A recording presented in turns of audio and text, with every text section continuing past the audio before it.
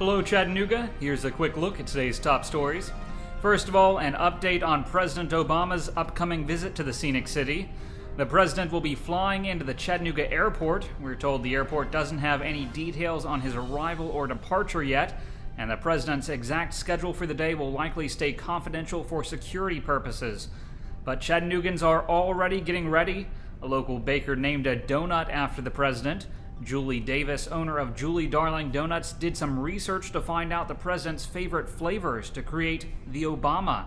She's hoping the president will stop by when he's in town. And if you're on Twitter, there's a war being waged for the perfect hashtag to discuss the president's visit to the scenic city. Obama-Nuga is battling it out against Commander in Cha and POTUS in Cha. Not everyone's thrilled about the president's visit, however. At least one group has already announced plans to protest Obama when he comes to town. The Tennessee Campaign for Liberty aims to protest Obama's push for an internet sales tax. The time and location of the protest is still being determined. But if you're simply hoping to catch a glimpse of the president, the airport says it doesn't have any information on that yet, and we're not sure if any point in the president's visit will be open to the public or not. Still, you will be able to follow live coverage of the president all day Tuesday at timesfreepress.com. Chattanooga police are investigating a fatal motorcycle crash today. The accident happened around 9:30 last night on Rossville Boulevard. Police say two motorcycles were apparently racing when one struck a concrete pillar.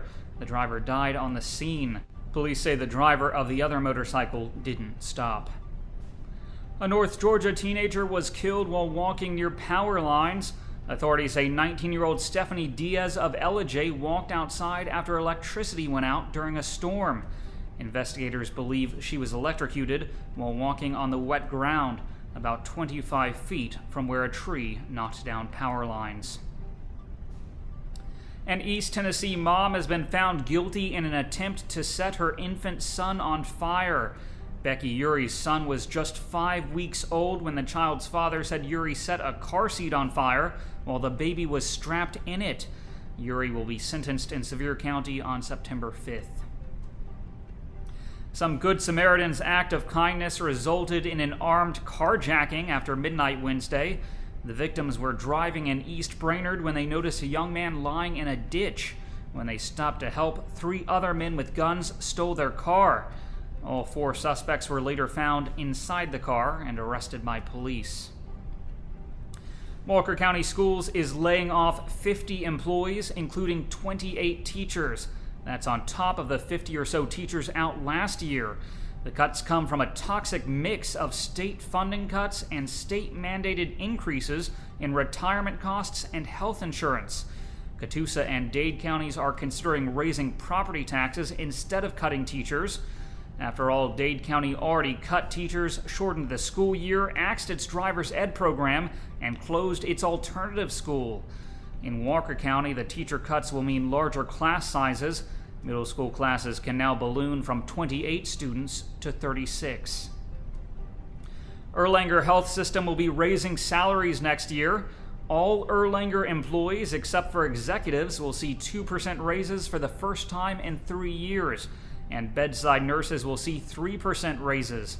The raises will cost the hospital $2.6 million.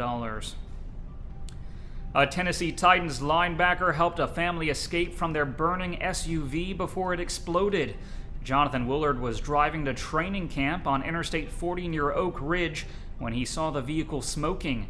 He flashed his lights and honked his horn to get the driver to pull over just before flames shot out the back.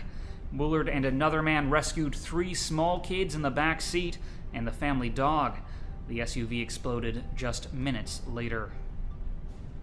Finally, if you're looking for something to do this weekend, the She Expo for Women will be at the Chattanooga Convention Center. The event takes place Saturday and Sunday afternoon. It features fashion shows, cooking demonstrations, 150 different vendors, and appearances from a half-dozen celebrities. Turning to weather, today will be cloudy with a high near 89 degrees. The low tonight will be around 69. I'm Harrison Keeley. For more on these stories and updates throughout the day, follow us on Facebook and visit timesfreepress.com.